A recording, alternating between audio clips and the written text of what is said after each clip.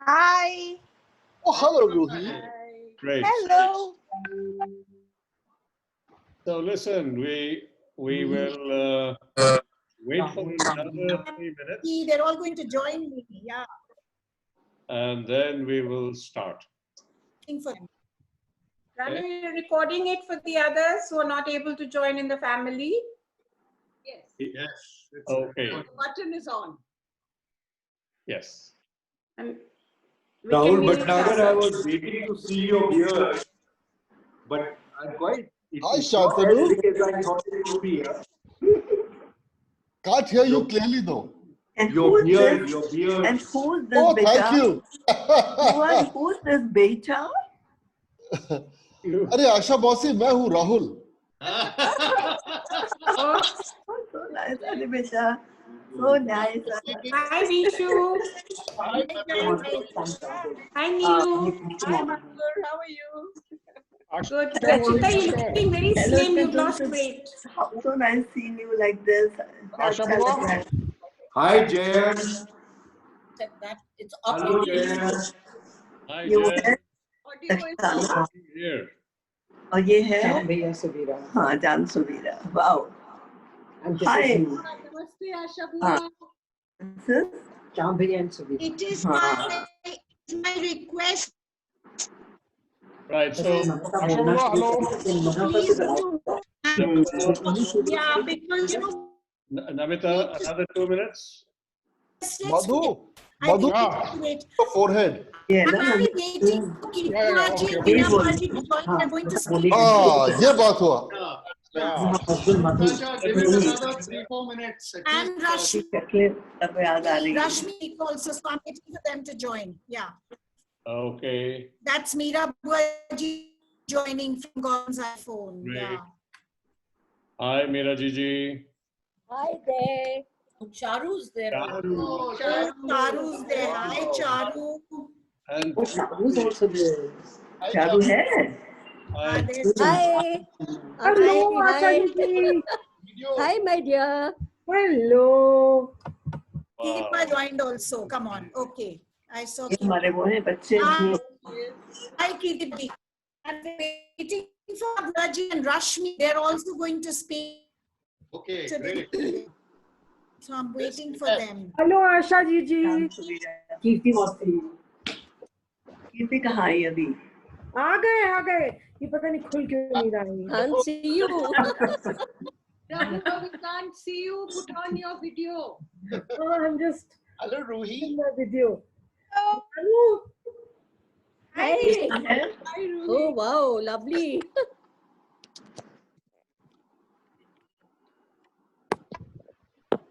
Oh, hello, Anant. Okay. So Hello, Vish. Hi, dear. There I am. Hi, Anant. Hello, how are you? Good, good, good. Great to see you on this show. Great to see you. Sari लगा ली. क्या गई थी कीर्ति? Wow. कीर्ति तो बड़ी I'm expecting a real Veena Buaji's come. Veena Buaji's come. That was important. Yeah. Yes, Her yes. presence was important. Yeah. So listen, should we start the show? Yes. I just want to make a request that if all of you can please go on mute, Hi, we wow, will that's get better bandwidth and be more audible. And if some of you don't mind going off the video also, No, the no, bandwidth no. for us would be not good. yet.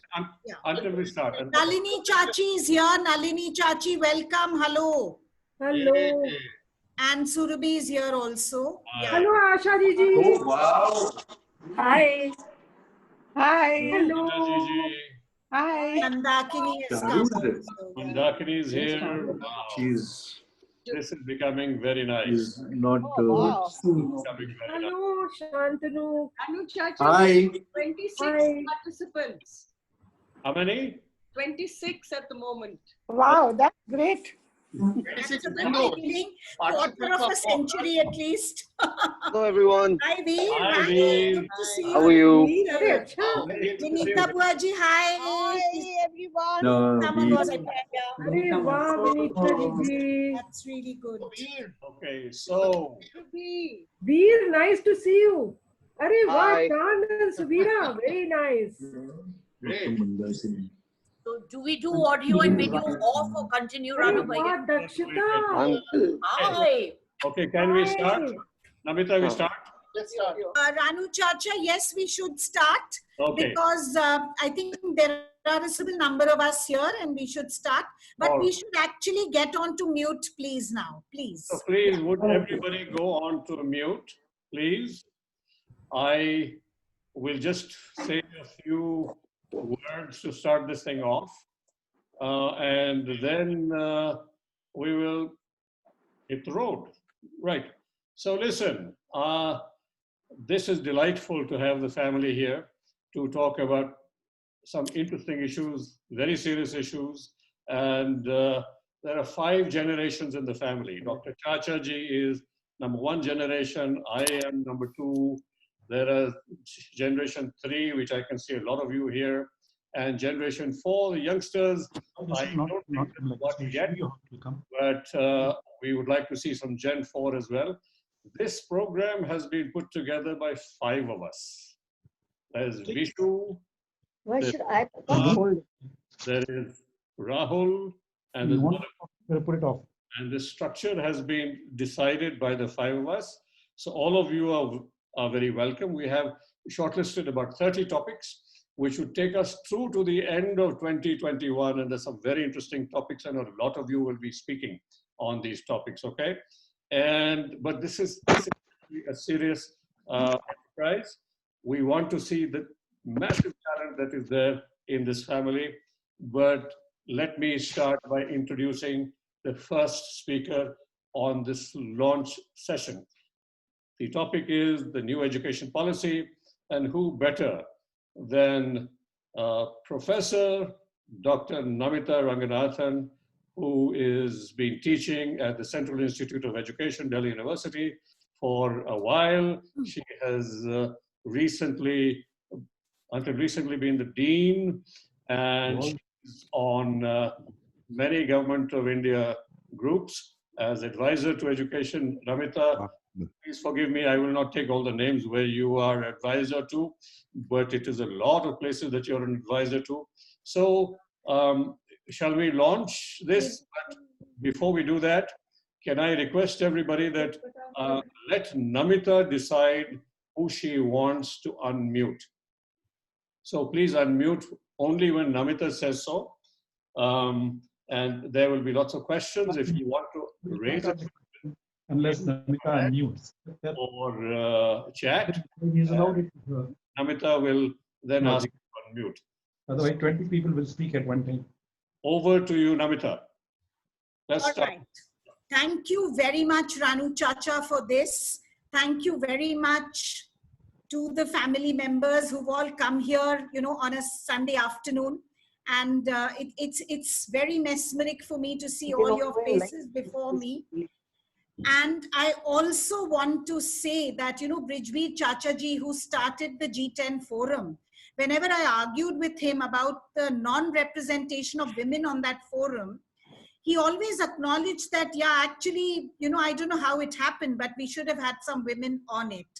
So I'm very happy that Ranu Chacha took this initiative further, along with Vishu Chacha and Madhu and Rahul and who's the 5th person? Chand.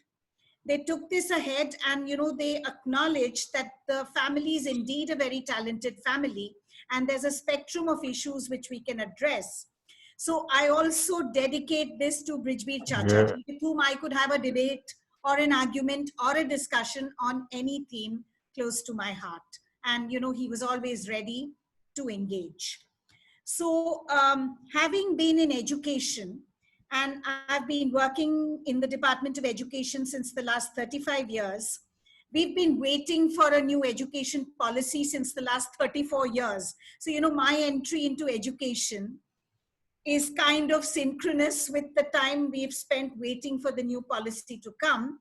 I decided when, you know, Ranu Chacha requested and Chand asked me, why don't you speak about the policy? I said, of course I will, because I waited so long for this policy. So while I will speak about this policy and I will give you the whole context and the backdrop of the policy also, I also want to say a few things to all of you. One is, that I'm extremely humbled by making this presentation, as Suvira says, as the opening batsman of this series. And often, the opening batsman gets out on the first ball. So we hope that doesn't happen. So that is one thing. Secondly, in this film are many great educationists who have much richer experience, much loftier experience than me, either as teachers, principals, or as bureaucrats as well, who've been in the planning board and who had to roll out policies, etc. So I'm extremely humbled by their presence. And I do want to tell you that I acknowledge fully their contributions. And so I thought it would not be good for me alone to speak.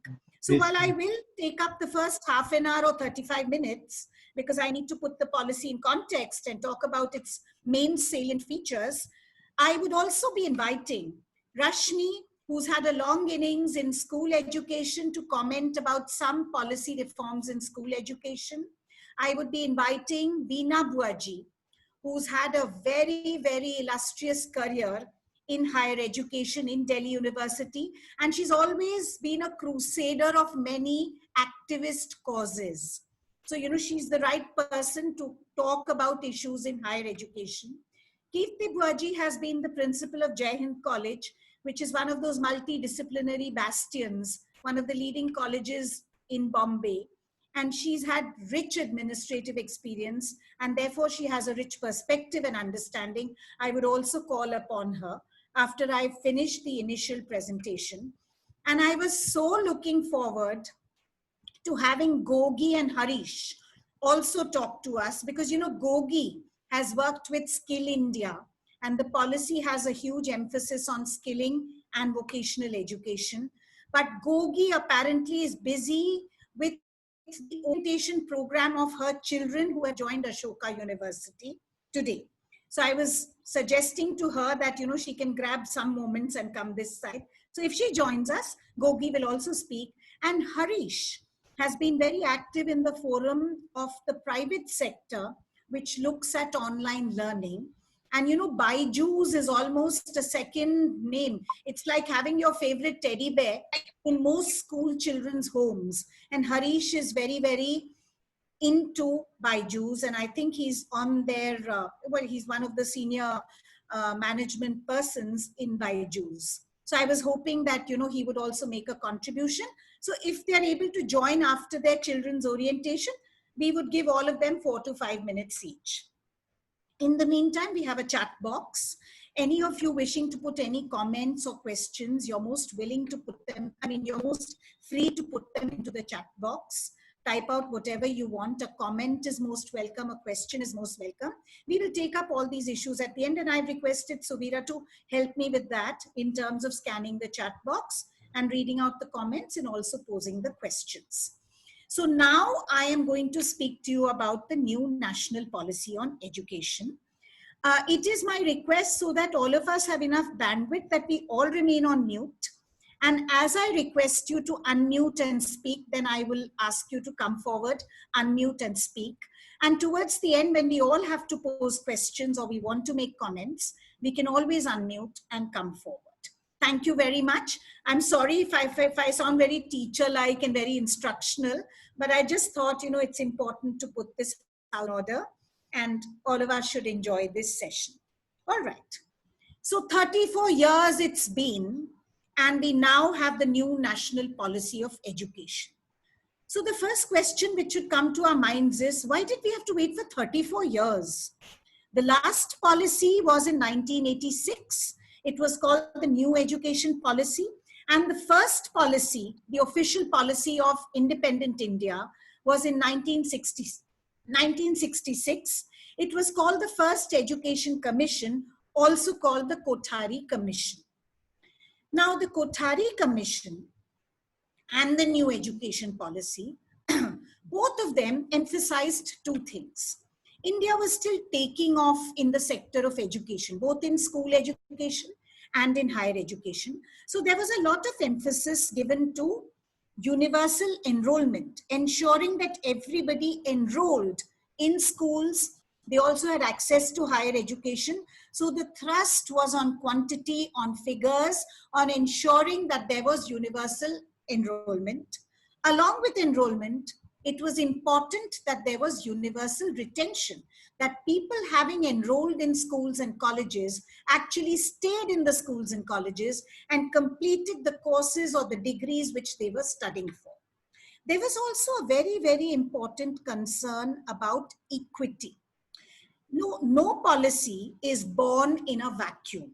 There is always a setting or a backdrop in which a policy is born.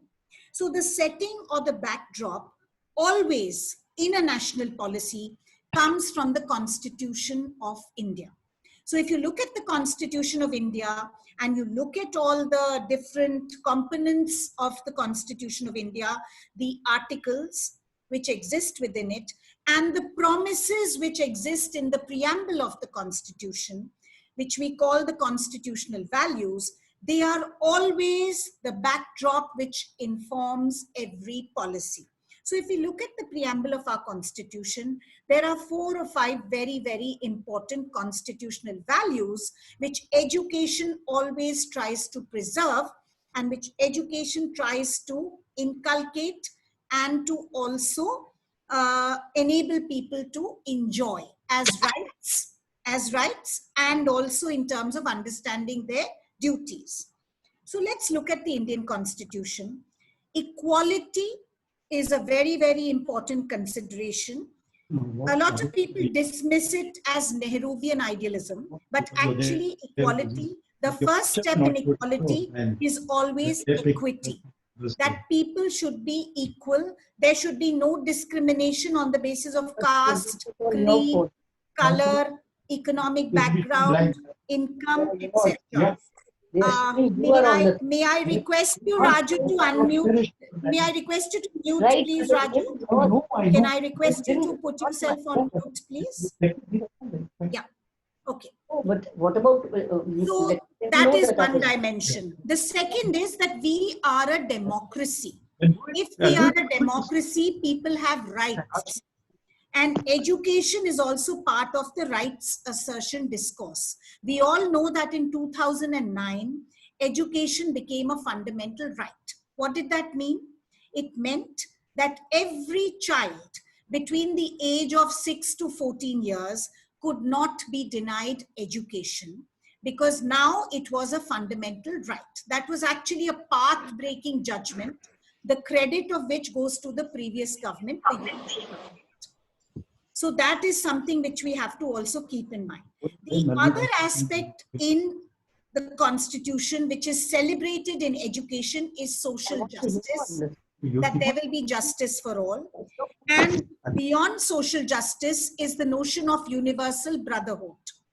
So social justice means that everybody, every caste, every marginalized population will not be discriminated against, and by a reservation policy which the Constitution framed. In 1950, our Constitution was framed and the reservation policy was activated in 1951. It was ensured that everybody had access to education. So this is the backdrop of the Constitution of India, in which our policy is always located. So we are secular, we are democratic, we are non-discriminatory, we ensure equity, we ensure social justice, and we strive towards achieving equality, which is a more esoteric goal. So that is one backdrop. So the Kothari Commission and the new National Policy on Education of 1986 focused on these aspects, and they ensured that people were in school, children were in school, fewer children were out of school, and that was their target point. And they ensured that there was adequate reservation, and the reservation through affirmative action was also ensured, and there were lots of mobilization plans to ensure that this actually happens. After that, we've had this vacuum period for 34 years. So, you know, one wonders that if for 34 years you've not had a policy, could it be that education was a completely sterile activity? No, it was not a sterile activity. I want to tell you as a backdrop that there were some very, very important things which happened in the last 3 decades. The first important thing was, and you may have heard about it, all of you, we had a national program called Sarva Shiksha Abhiyan.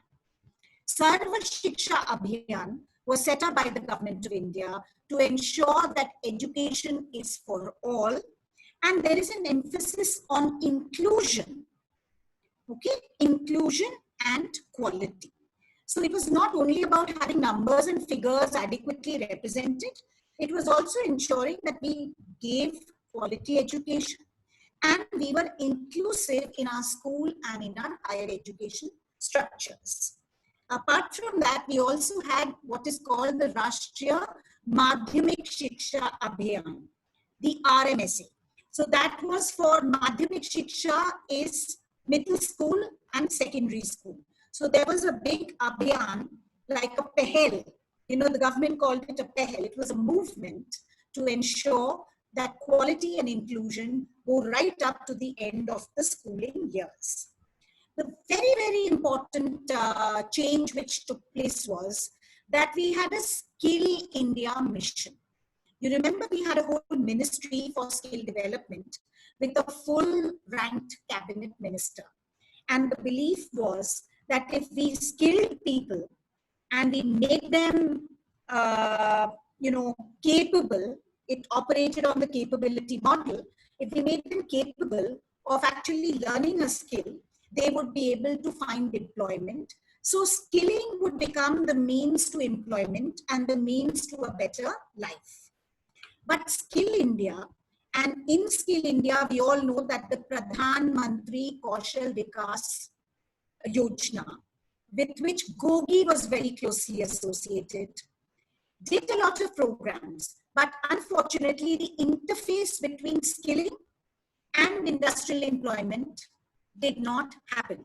And so you had lots of skilled people, you had lots of public-private partnership agencies which started up skilling movements, and it started giving skilling diplomas, etc., certificates, but they could not take the skilled students to a job. And so there was a mismatch between employment and skilling, and we had this new phenomenon of skilled unemployment. Okay, so this was something which also happened. Now, in the UPA government, when Mr. Manmohan Singh was the Prime Minister, you will recall that just before the government was voted out and we had the BJP government in the next elections, what they launched was an expansion in the number of IITs, in the number of IIMs, in the number of School of Planning and Architecture campuses, in the number of medical aims like campuses. In fact, they replicated aims. And they felt that if you set up a central university in every state, so you put these islands, you planted these islands of excellence in different states, you would ensure that there would be an elevation in the standards of higher education. So all of this has been happening in the last 30 years. So, if we think that we have to wait for a policy for action to be taken, I think we are wrong over there. In fact, a lot of academics and a lot of liberal-minded academics have actually raised this issue about whether we actually need a policy at all. After so many years of independence, and after we have been moving in a need-based developmental fashion, congruent with the economy and with the polity, is there a need to actually have a national policy of education or not? Is a fundamental question which has been raised on many academic forums. And I leave you with that question. I'm not going to take positions, because my work here is to apprise you of how people are looking at issues and to tell you what the main issues and debates are, but not to take a position on any of them. But this is one fundamental question which has arisen. I also want to share with you at this juncture that a lot of what I'm going to say to you is also informed by the perspective of the government or the perspective of the state. So I had the privilege of signing into the Express Adda, where the minister himself spoke for 2 hours about the policy, and I heard him. And you know, there are excerpts in today's Indian Express about what he said and how he answered questions related to the policy moves. So I have a frontier first-hand experience of that. I also heard Amit Khare, who is the Secretary of Higher Education, on how the rollout plan has been imagined or envisaged by the government. So I also have some idea about the rollout plan of the state because I heard Amit Khare in a special webinar which the University Grants Commission had set up and which I could attend. Okay, now, before we understand a policy, I want to tell you that no policy is free of many, many layers and undercurrents. It doesn't matter which sector the policy is in, but in education, the undercurrents are very, very many. So when we read a policy, one is we would read it at the manifest level in terms of what the policy is promoting or saying. The other is what impelled people to say what they are saying, or what has impelled the government to take a step that it is now suggesting. That layer is also very important for us to unearth. So as I talk to you about the policy, I'm also going to talk to you about how we can unpack and how we can peel off the layers and how we can penetrate to the subterranean depths sometimes of what actually is being imagined and promoted. So nothing is agenda free. Nothing is free of an ideology. There is always an ideology. There is always an agenda. Every government has it. This is part of politics. And you know, political will is required for any movement in the government. We all know that. Having said that, before I start with the policy, since many of you here have also been in the private sector, you've been in corporate jobs, and you've done very illustriously in your corporate jobs, I also want to talk to you about many corporate movements which have happened in the sector of education and which have also informed how education has grown over a period of time. I take you back to 1991, the age of liberalization, when Mr. Narasimha Rao was the Prime Minister of India. We had what was called the age of liberalization, the opening up of the economy. And there was a lot of foreign direct investment. The banking sector, the multinational sector, they opened up hugely. And so we had lots of private foreign banks coming in. We also had lots of multinational companies coming in. They created a new demand for a specific kind of education. That is very important for us to understand. So what did they do? If you recall, commerce and management education had a huge boom. There was a flooding of children wanting to study commerce in class 11 and 12. And there was a flooding of people trying to get to a good business school to pick up a management degree because the employment avenues were all in these new sectors, which were growing at a very, very rapid pace. That's one thing which we have to keep in mind.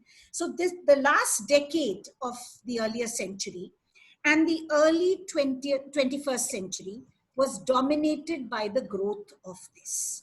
More than that, what it promoted was that it gave the market in a multinational economy or in a multinational culture. The market becomes very, very important because the market then creates consumption. The market addresses demand. And so the consumption for education changed completely. Coaching institutions, the quota model, the famous quota model where, you know, children actually go at class 9. They do their CBSE exams privately from there, but they are into IIT, JEE and other engineering courses right from class 9. There is a kind of indoctrination model where in a residential campus, they sit in quota. It was started by the Bansal brothers. They were the first pioneers who started a movement like that. And then there were multiple Bansal brothers all over the place. So FITG, Pai, Chanakya, Chaitanya, I mean, all these names which we now hear, Vidya Mandir, these all date back to this marketized control of education, and education as a commodity, education as a means of upward mobility, education as a means to access a good job. And this is what happened in the post-liberalization world. So let us not lose track of that. What also happened with this was, as happens in the corporate sector, companies get branded, they get rated, they get ranked. And you know, there are different lists which are generated where you have rank 1, rank 2, rank 3, rank 4, rank, you know, you enter the list of the blue chip companies, you're number 4 in the FMCG companies, you know, things like that. So that kind of an issue started even in education. This rat race for rating and ranking can also be attributed to the post-liberalization phase. And this rating and ranking, while it happens in higher education, we have national rankings, we have global rankings, there was a complete rat race for compliance and for effectiveness only in terms of the parameters of rating and ranking. What the processes of education were, that we were working with children from marginalized communities who had been given to affirmative action, births in our colleges, in our schools, etc. Those don't figure in rating and ranking. What figures is learning outcomes, achievements, what kind of jobs your products get, where the alumni reach. You know, there are very, very different sets of criteria. Why? Because they're drawn from a corporatized world. So I think that is an important thing which we have to keep in mind.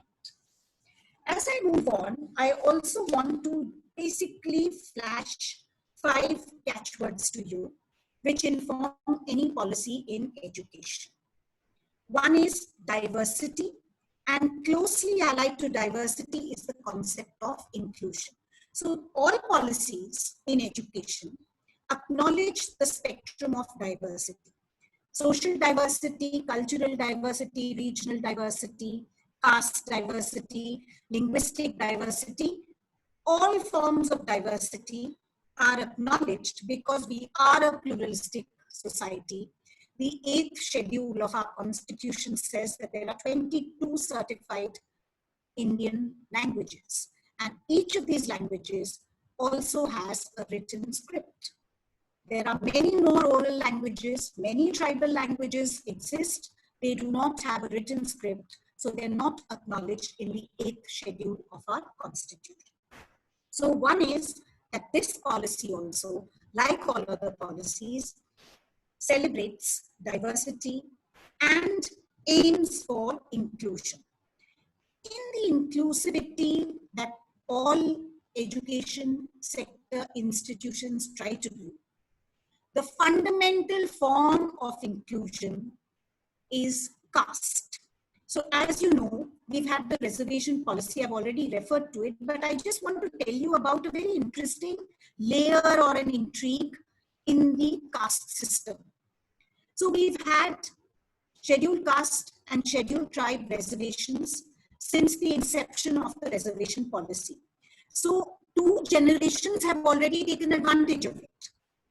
And the most noteworthy community, the scheduled tribe community most noteworthy, and Shantanu Bhaiya would agree with me here, is the Meena community of Rajasthan. They had already availed of reservation, but their children got a double advantage of being 2nd generation beneficiaries, and their children further have become 3rd generation beneficiaries. This has happened with the scheduled castes. This has happened with the scheduled tribes. And so there is a lot of unfairness even within the reservation system. People who actually need the reservation, who are the 1st generation beneficiaries, still remain away from what should be their claim to access education. We are only talking about access. I haven't even come to equality of treatment and equality of outcome. So this is one problem with the reservation system. Dr. Ambedkar had actually suggested that reservation should be there only for 10 years to scaffold independent India and to ensure that all the people get included. But it's just gone on. And the political will is such that nobody will touch reservation. And then to complicate issues, when Mr. VP Singh was the Prime Minister, we had the Mandal Commission and the reservation for the OBC, the other backward classes, got pushed by him to the quantum of 27%. What did that mean? You cannot have reservation of more than 50%. The Supreme Court does not permit that. So other category seats had to be expanded. Your unreserved category, your SC/ST category, those seats had to all get expanded so that the sharing was such that you had only 49.5% reservation, within which 27% went to the OBC. And then you have a state list and you have a central list. Let us not forget that education is the subject matter of the concurrent list. Earlier it used to be in the state list, but then in 1978 it came to the state list, to the concurrent list, and now it's very much a matter of the concurrent list. So the state schools and the state universities, they have a separate list of OBCs, and the central universities have a different central list of the OBCs. So within the OBC community also there are disparities. And then just before the last Lok Sabha elections, we all know that the Prime Minister, supported by the Home Minister, announced reservation for the economically weaker sections in the forward castes. So we have something called the EWS quota as well. EWS quota meant that 10%, if you wanted to be 15%, you had to have that much commensurate expansion in the other quarters as well. So our numbers just kept on expanding, but our facilities, our infrastructure, our teacher-student ratios, etc., whether it was school or whether it was higher education, did not happen commensurately. So this backdrop is also very important for us to understand. You know why I'm saying all this? I'm saying all this because in the last 30 years, all these things have been happening and education has not been an easy path. So it's important for us to know what are all these important movements. And I was talking about inclusion, so I was compelled to talk about the caste system. One last thing which I will say in terms of a term which is used often in education is that education is a means to upward mobility. Two kinds of mobility. One is social mobility, because if I get educated, I can aspire higher. I can actually get a better job. I can leverage a better life for myself and also for my family. And there are many success stories which have shown this in the post-liberalization world. That is one thing. So one is occupational mobility, the other is social mobility. When I have occupational mobility, I become upwardly mobile socially as well. And then I don't carry the label of my caste with me any longer. And if I wish, I can stop using my caste certification. And because there have been many success stories in the private sector of the lower castes and the marginalized castes who have made it big, we actually saw this happening. So all of this is the backdrop of any policy. Now I come straight to the new policy. You know, I want to share one very interesting snippet with you. This is the snippet. The Kothari Commission was headed by Professor D.S. Kothari. He was a physicist. The new education policy in 1986 was led by Professor Yashpal. He was also a physicist. And this new national policy on education 2020 has been led by Professor Kasturi Rangan. He is also a physicist. So it is three eminent physicists who were entrusted by the government of India to actually lead the policy development process and the policy formulation process. What does this mean? That physics and science in the hegemony of subjects occupies a fulcrum position or occupies the most powerful position. It's very interesting. Otherwise, why it's not coincidental that each time they looked for a physicist. But, they found that physicists are capable, they're dispassionate, they're objective, and they're more broad-based, and they look equally at science, technology, the liberal arts, employment, mobility, and what have you. This policy has also seen 3 ministers. So it started when Smriti Irani was the Minister for Education, HRD actually. Now, by the way, one important thing which we need to congratulate each other for is that the Ministry of Human Resource Development is called the Ministry of Education. And so Dr. Ramesh Pokhriyal is actually the Minister of Education. So education as the subject matter of that ministry gets independent recognition and becomes a very, very lofty entity. So Smriti Irani started it off, and she felt that bureaucrats would be the best drafters. So the then Cabinet Secretary, Mr. TSR Subramaniam, was made the chairperson of the first draft. He drafted a beautiful bureaucratic policy. We all gave our comments on it, but it was 400 plus pages. And it had a lot of rhetoric, it had a lot of background, it was written in very polished English. It did not have the voices of the marginalized, it did not have the voices of the natives. The subaltern perspective was missing. So it was rejected because there were at least 17 lakh representations about how it needed to change. And then Smriti Irani was replaced by Mr. Prakash Javadekar. And so Mr. Prakash Javadekar was the next minister who took up the policy document and started work on it. Somebody told him that, there should be something Indian in this policy. There's nothing very Indian. There's a lot of emphasis on the global. Okay. And there's a lot of emphasis on creating people for world economies, for knowledge societies and for knowledge economies, etc. There should be something Indian. So the interpretation to Indian became there should be Hindu things in this. And so there was a 72-page supplement which was added, which was completely Hindu in its spirit. That was also rejected by the academia. It was also rejected by the not-for-profit organizations because they felt that Hindutva may be the majoritarian view, but majoritarianism is not democracy. It's important. This point which I'm making is majoritarianism does not represent democracy. And if you want a truly democratic policy, it should have the voice of all the people. So finally, it was given to Mr. Kasturi Rangan, and I must say, it is now only 66 pages. So we have a very nice, crisp document of 66 pages in which the rhetoric has all been shed. The backdrop has all been shed. It's very clear, it's very concise, it's very focused, and it has some path-breaking, revolutionary suggestions.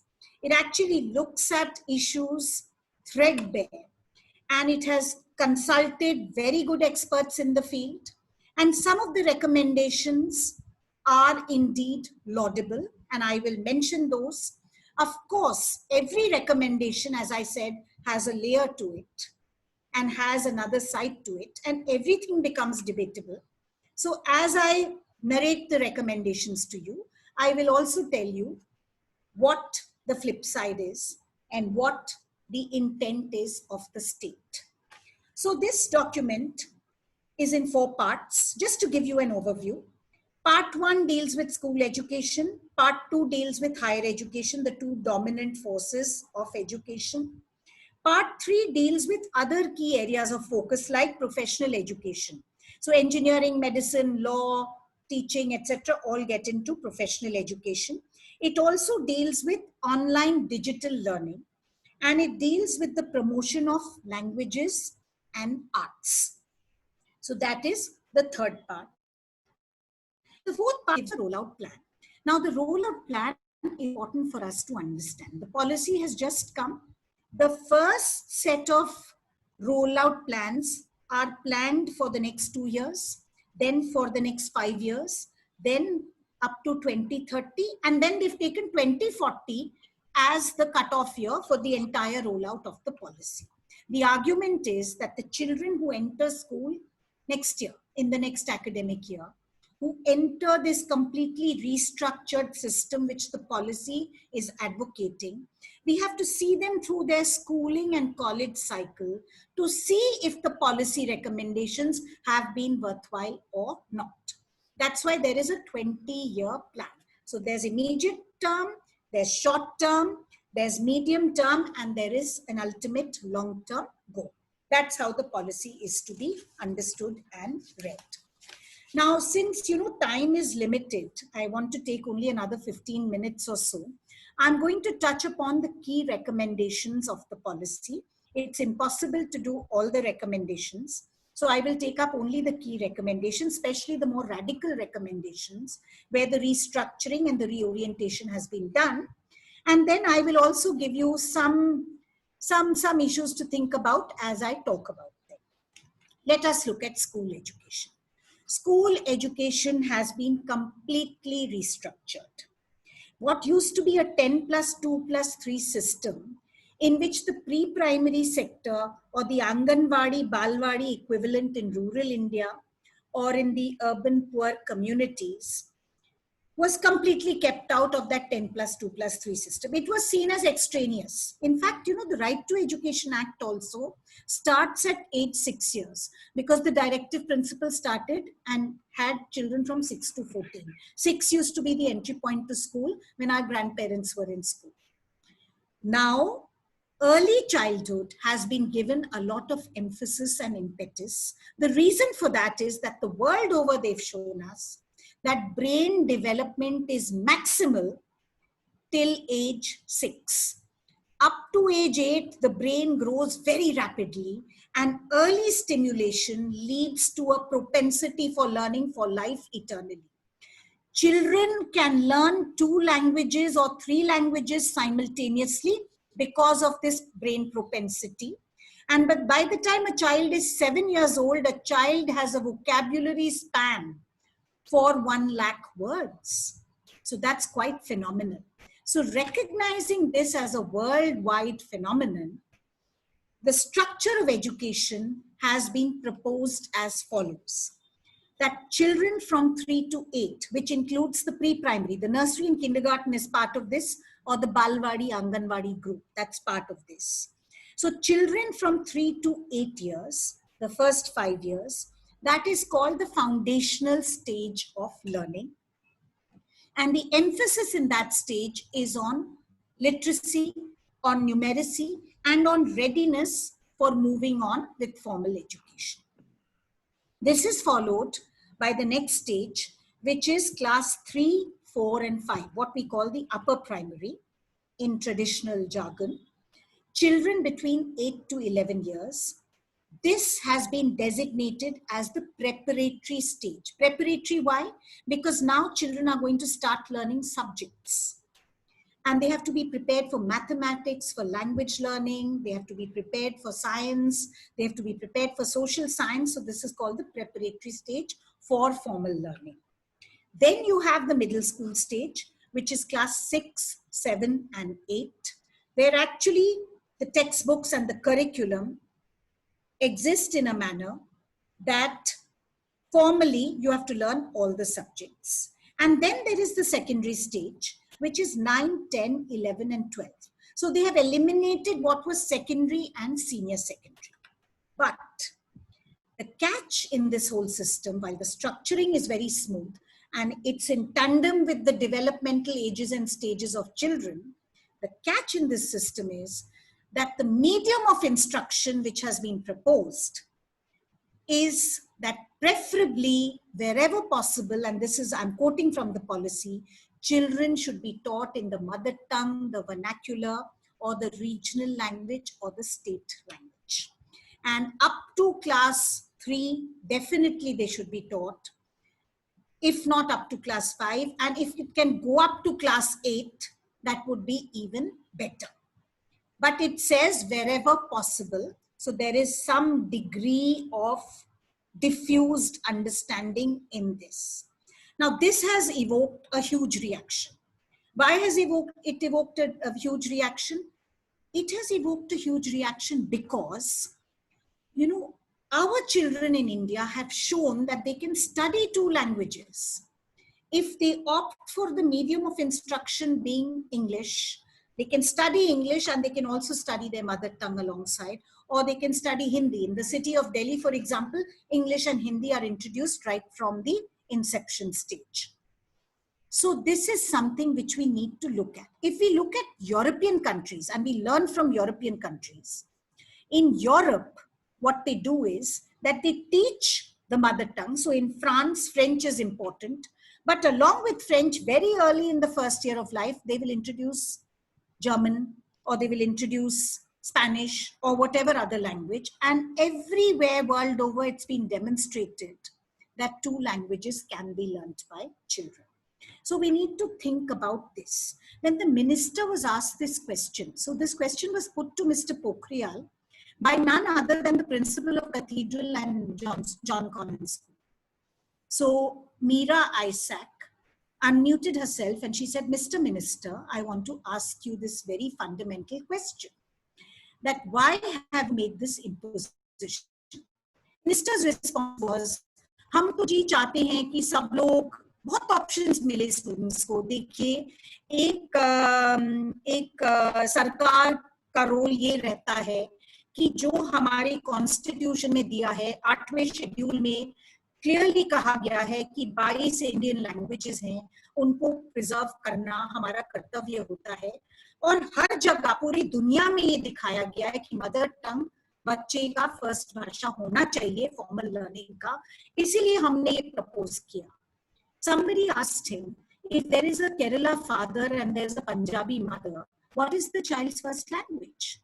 You know, there are intercultural marriages, there are global marriages, there are intercommunity marriages, there are interstate marriages, there are transfers, there are low-cost private schools, there are high-end schools. If you go to any village in rural India across states, and I've done field work in 13 states of India, everywhere the teacher will tell you in the local village school, Madam Angrezi ki maang hai.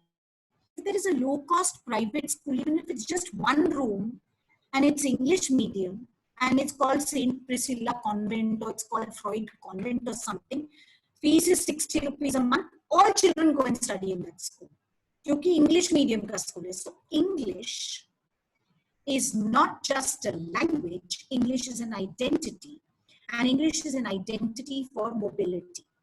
The fact that we were colonized, the fact that we were compelled to learn English has been a historical truth. So can we sort of, unravel or just condemn that truth or forget about that truth completely? Can we do a volte-face and go back? That is the issue I leave you with. And Rashmi will talk to you about this later when I call her. Just give me 1 minute to have water. Okay. The second important thing in school education has been the introduction of vocational subjects from class 6 onwards. Earlier also, there used to be something called vocationalization of education. It was recommended in the Kothari Commission, but it failed miserably. Why did it fail? Because it made a clear divide between education for blue-collar jobs and education for white-collar jobs. And the blue collar and the white collar were 2 different communities, and there was a complete divide, a class divide. And therefore, it did not get taken. Everybody wanted to give the civil services. Everybody wanted to write the public sector and banking exams.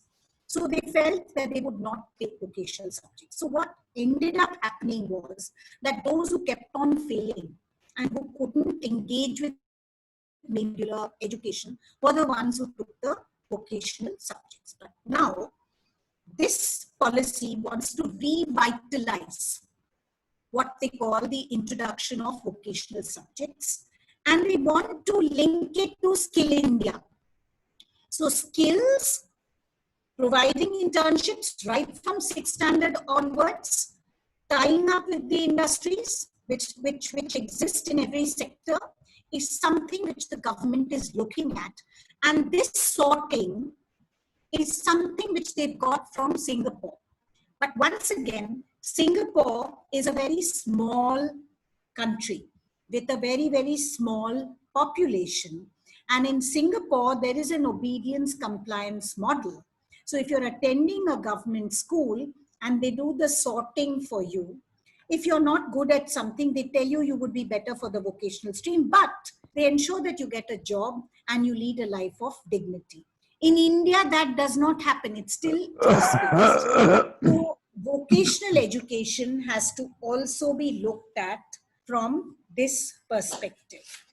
So these are important things. Now, you know, the quality of teachers, and I think Charu is here as a school principal, Rashmi is here as a school teacher. I had asked Chinky and Pinky to join, but they were busy elsewhere.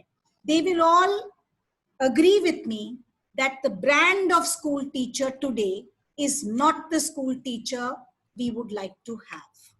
Who is coming to school teaching? Not people from upper class homes, not people with cultural capital. It is people from the lower middle class, and I teach in a teacher education program. I will never find Vaishali or Madhur Mosi or Rashmi, who were ex-students of CIE. I would never find prototypes of their kind now in the generations that have been coming since the last 10 years. So if Rashmi tells me that, Namita Didi, I want a good English teacher, I don't have a teacher to give her. I don't have a teacher to give her because my students cannot speak English the way an English teacher should be speaking English. So this is one problem which the government has not looked at. We've had this communicative approach to teaching English, which has been in practice, and to teaching Hindi. So people have ended up not knowing either English or Hindi in the way English and Hindi ought to be known if you are to be a teacher. One is language for communication, the other is language for teaching. So this is something which has been missed in this policy as well. The second thing now, I move to the next sector, which is higher education. There are many, many reforms which have been suggested in higher education. You all remember, because many of you are from Delhi, we had a 4-year undergraduate program in Delhi University. And when Smriti Irani was the HRD minister, she rolled it back to a 3-year program. But this Sarkar is saying that every central university and subsequently every state university will perforce have to offer a 4-year undergraduate program. But they have allowed certain flexibility and certain licenses within that. So if you want to exit at the end of the year, sources in education. If you exit in here, you will get a diploma. If you exit in 3rd year, you will get a degree with a pass course degree earlier. If you do the full 4 years, you will get an honors degree or an honors specialization. And since it's going to run on credits and on semester modes, you can actually bank your credits. So every student will have a bank, and the credits which they complete can be placed in that bank. So suppose I decide that this year I want to take a drop. I'm in 2nd year. I don't want to study this year and I want to work for a year. I will still have that credit bank.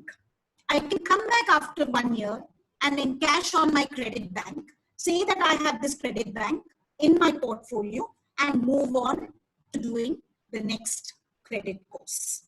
So they are providing that kind of flexibility. On paper, it sounds very good. But in practice, you know, all of us who are teachers of higher education, Kirti Buaji is here, Veena Buaji is here, Sulumi is here, we are all teachers of higher education, Ruhi is here. You will all agree that how difficult it will be to have people from different spectrums and coming from different spaces with different vintages to actually study a common course or a common curriculum. But they think they've done a bravo task. But this is a revolutionary input which has been given. Now, do you know why this has been given? I'm going to say this with some mischief in my mind. It is because they are inviting foreign universities to set up campuses in India. Our minister said very clearly in the Express Adda that he's writing to 100 prestigious universities from America and from Europe, from the United Kingdom. He said Oxford, Cambridge, Princeton, Yale, Columbia, Cornell. He also named Max Planck in Germany. He said, ye sab aayenge, and they will all set up campus spaces here. So you have to create a product for them. So the product you create is the 4-year undergraduate who can actually take admission in the campuses. Why will they come otherwise? So this is basically to pave the way for the foreign direct investment and the setting up of foreign university campuses in higher education. Now, I just want all of you to recall that when Mr. Kapil Sibal in the UPA government was the HRD minister, and he had tried to promote this idea of inviting foreign campuses, it was the BJP which had opposed this tooth and nail. And it had said, nahi, koi zarurat nahi hai. We need to improve our Indian universities. We will get global recognition for our Indian universities. The same party is now inviting 100 foreign universities to come and set up shop. I'm saying set up shop because what's going to begin very soon, they're going to try to poach the better teachers from the public funded universities. Delhi University is one such university. JNU is another such good university. I'm naming two only. There are many more all over the country. They will give them high salaries. They will try to poach them. All of you, I want you to think about what I'm saying. We have Ashoka University. We have Jindal University. We have Azim Premji University. We have Flame in Pune. We have Shiv Nadar. I'm just naming a few private universities which are good universities. They have already poached a lot of teachers and they've taken away teachers, offering them higher wages, leveraging better service conditions for them, you know, dangling chocolate cookies before them. And a lot of people have gone because they also get research grants, they get international exposure. So they have actually taken away people. So with the coming of the foreign universities, one very big problem which is likely to happen is that there will be a lot of disparity in the public funded university versus the foreign university. The children of the elite, the children of the upper class will immediately go and take admission in the foreign universities because a lot of them in any case are sending their children abroad for studies.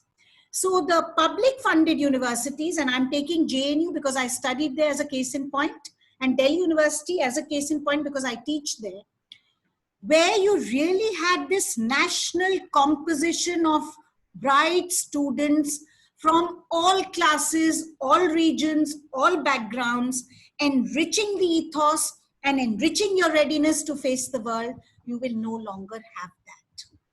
The public funded university might end up being like the government school.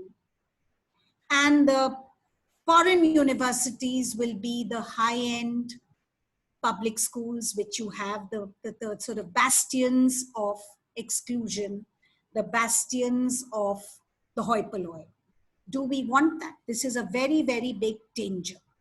And also, a lot of your earnings will get outflown into the foreign universities.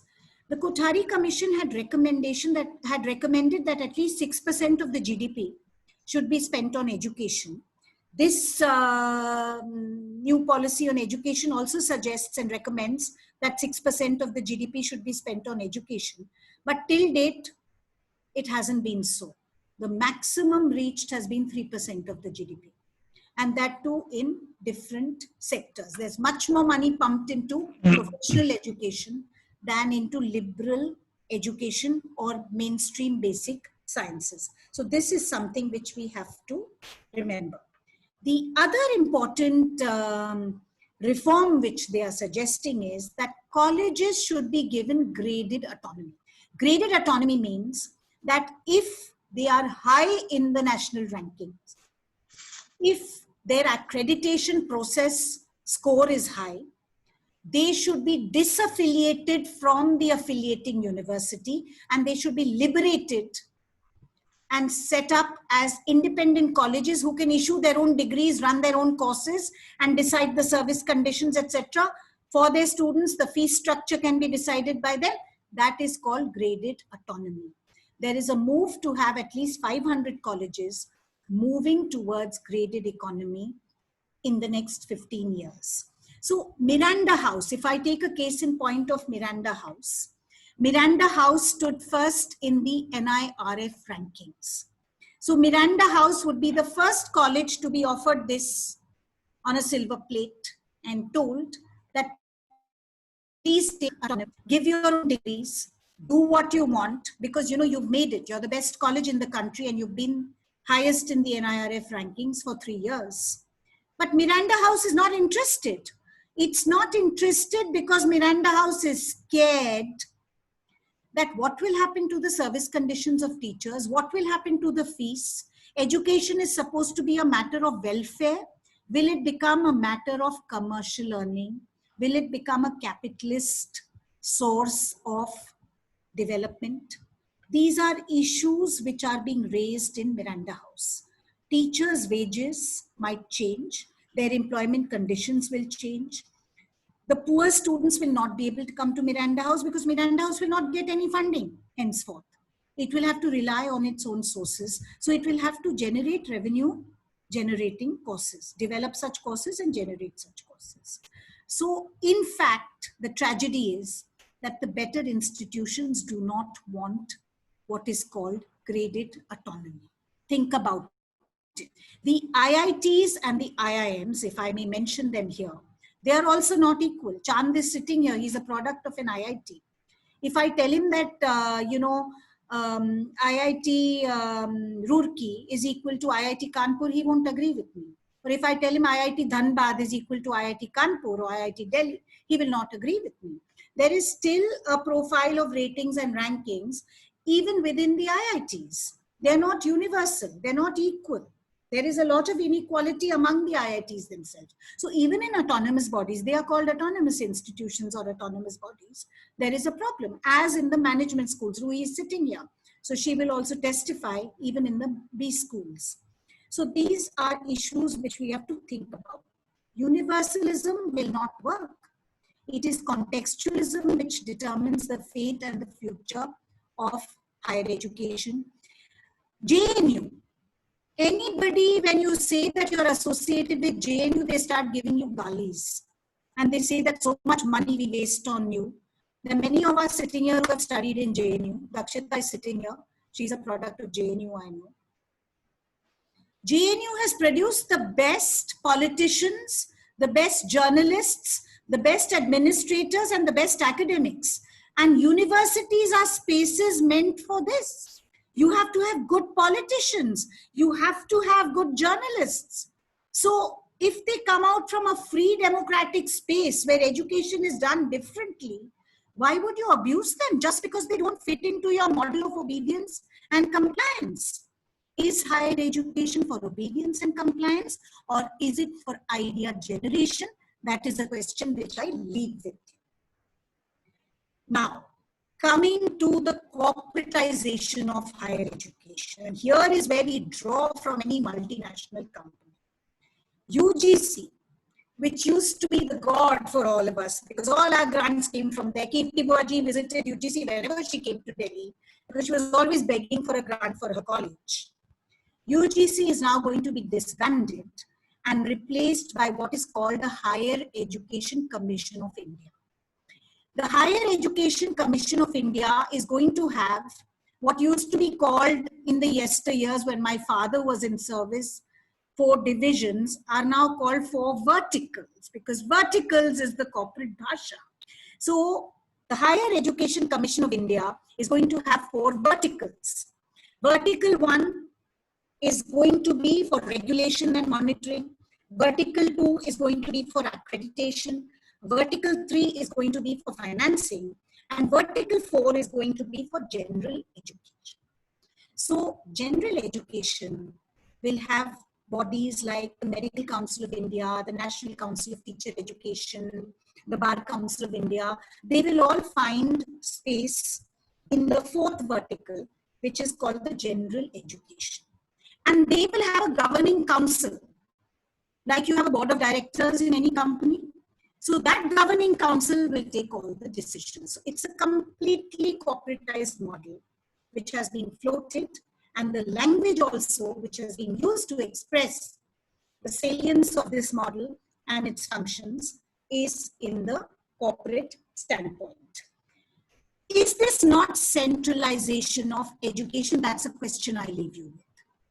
See, there is a big debate in education, centralization versus decentralization. And if education is a subject in the concurrent list, why should we have so much centralized control of regulation, of planning, of financing, of monitoring? I leave you with this question, and I will call in Meena Buaji later to give us her views on this remodeled, this reimagined structure which they have created. Okay, now what I also want to flag before you is a very interesting phenomenon. Ranu Chacha, this will be of interest to you. So, you know, they had something called a public-private partnership earlier. So the government could not do all the work on its own. Shantanu Bhaiya will, you know, be able to give us some insights on this as well, because he's held very high and important positions. So they always engage some not-for-profit organization or some group to actually deliver. And they signed an MOU with that group. And, you know, the government's agenda was usually rolled out by that organization. So in education, the public-private partnership was done by people, by NGOs and by the UN organizations, etc., which had worked in education, and they had the wherewithal, and they would actually deliver. So it was a public-private partnership, but you had bona fide agents. The PPP is now renamed Public Philanthropic. Please note. So the public-private partnership is replaced by Public Philanthropic Partnership. Now, the minute you talk about philanthropy, Ambani and Adani come to your minds. So will it be Ambani? Will it be Adani? Will it be Birla?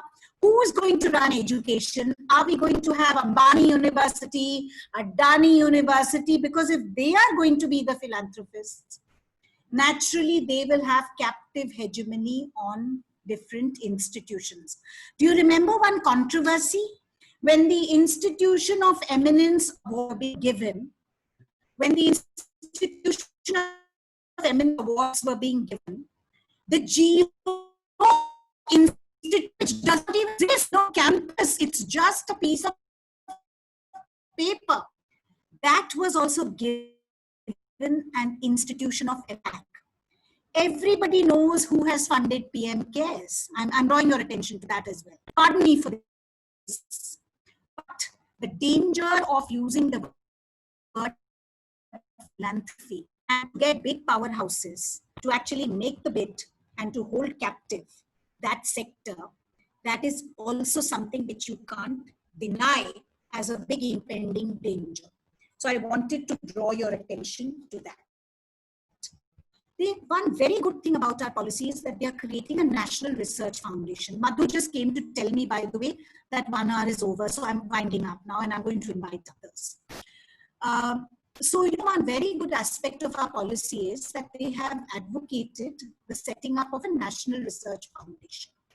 Now, this research foundation is giving equal importance to the liberal arts, to the basic sciences, to the applied sciences, to technology, and to seminal research, where you can have patents, etc., which emerge and which would put India onto what is called a negotiable knowledge economy. But once again, if you have a national research foundation centered in the center with all the funds over there managed by them, the privileging and the distribution of awards and rewards will again become centralized. Again, we come back to the centralization versus decentralization debate in education. Should it be like this or should it be something different? There is a whole segment which promotes online education, very relevant in COVID times, and in any case, very relevant. Distance education also has been covered by this policy. What is very appreciable, very, very appreciable, is that there's immense importance given to languages, preserving Indian languages, and also to preserving indigenous art and craft. And they are devising ways and mechanisms by revisiting all the sister concerns like the Archaeological Survey of India, like the National Archives, etc. They want to make collaborations with them to ensure that this actually comes through.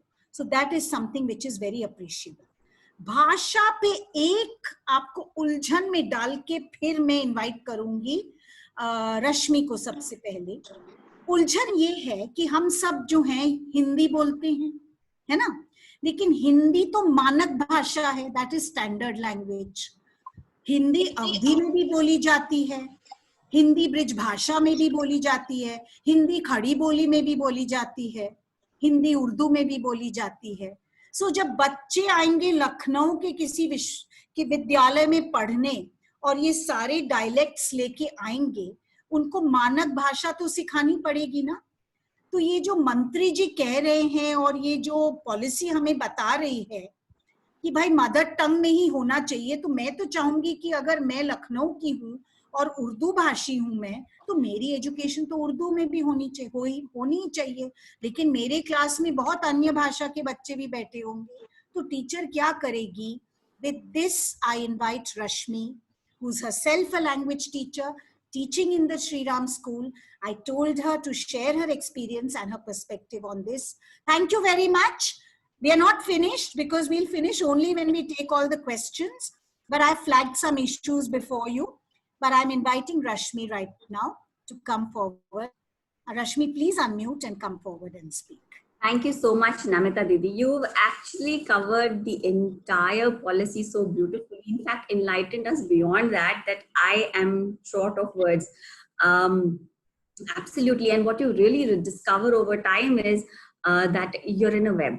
No matter what, but there will always be these lacunas and loopholes where you realize that the policy, and that is probably the reason why we must keep revamping. It's very important.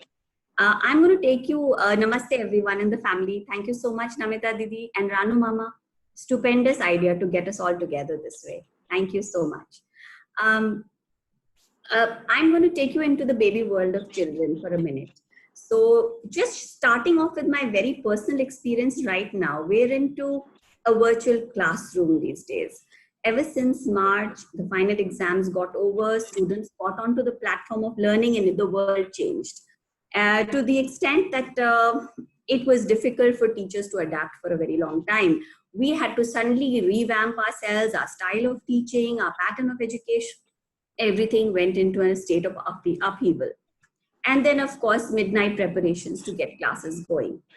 The beauty of connecting with these kids at this point of time is that my experience has shared with me certain realities of a virtual platform, which may humor you. One is that I suddenly, like we're seeing each other, thankfully we're seeing some of us at least. Otherwise, the rest of them, we're older in age, so we have our names flashing here. Well, I have a Fortnite character, I have an Avenger here, I have a Pokemon there, and I have all these characters flashing on my screen. And for a moment, it takes me a while to understand that, am I teaching an Avenger? Am I teaching Justin Bieber? Am I teaching a Pokemon in class, or what is this all about? Secondly, suddenly my kids know it all. They just know it all. I don't know why I teach. Because while I am going through a lesson with them, it's just Google Baba right there on the next tab. You click, you give the correct answer, and you know your business. So for a moment, the teacher is really left stumped these days with how far do I take my lesson forward? So yes, but then it's exciting. It's getting yourself familiar with children who know more than you, who are sharing so much with you. I love the hand holding I often get where they tell me, ma'am, click on that tab, you will be unmuted. Or click here and you will find your way through. But Having said that, and coming on to a more serious note, I wish to share that this is a world of the privileged class. And the whole issue about handling all of this and through the kind of platforms that we've adapted is that how far are we taking it forward into the rural settings? And I think there, with a few issues, I feel I am a little sehmat, is because this new policy focuses on, for classroom teaching and the little world that I look into, is looking into a very comprehensive framework. The new policy, as I read it up and I discovered, because it's very child-centric where it comes to the elementary part of the education. Somewhere a few aspects of higher education have been taken well care of. Yes, I know, though Namita Didi did highlight that, yes, it's all focusing around the universities that are finding their way through India. It's all about the foreign funded universities finding their way through India. The policy has made this game-changing plan for many other reasons. I'm sure there is much more that is in the pipeline, absolutely. But for now, with the little world of school that I'm keeping in mind, though one has to obviously look into the long run, higher education has been slightly taken care of with regard to the examination system. That's all. And I'll tell you what is wrong about the examination system right now and what are the positives that have come out of this policy.